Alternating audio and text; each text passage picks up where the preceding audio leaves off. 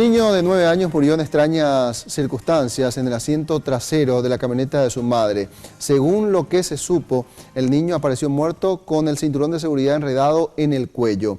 La madre había descendido del vehículo para recibir atención médica en el Hospital San Pablo.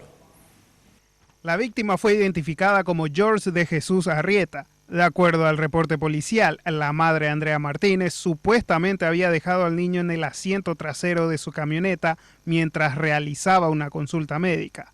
Mencionó que el pequeño no quiso bajarse del automóvil y cada tanto regresaba para verlo. Cerca de las 16:20 horas ya encontró al pequeño sin signos de vida. Y ella está manifestando que es un accidente, que seguramente estaba jugando con la criatura y de repente se quedó atorado y no se pudo zafar del cinturón por el cuello. Le encontró a la criatura y después pidió el auxilio correspondiente, se le trasladó a la parte de urgencia. Los médicos aproximadamente 30-45 minutos lo intentaron reanimar, pero afortunadamente no pudieron reanimar a la criatura. El menor fue auxiliado por los médicos del nosocomio, pero ya era tarde. El pequeño ya llevaba 45 minutos aproximadamente sin signos de vida.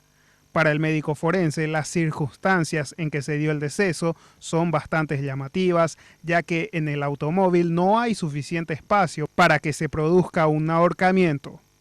El niñito ingresa con señales de haber perdido la vida, sin signos vitales, en paro cardiorrespiratorio, con cianosis generalizada, extremidades frías, con pupilas midriáticas reactivas a la luz, con varias señales lineales equimóticas alrededor del cuellito, aparentemente ocasionadas por un elemento transfixiante.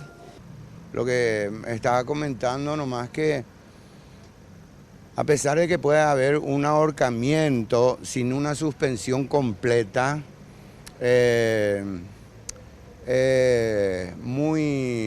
no es habitual, es muy raro que se haya producido en el habitáculo de un auto pequeño, por lo que me comentaron, ¿me entiendes?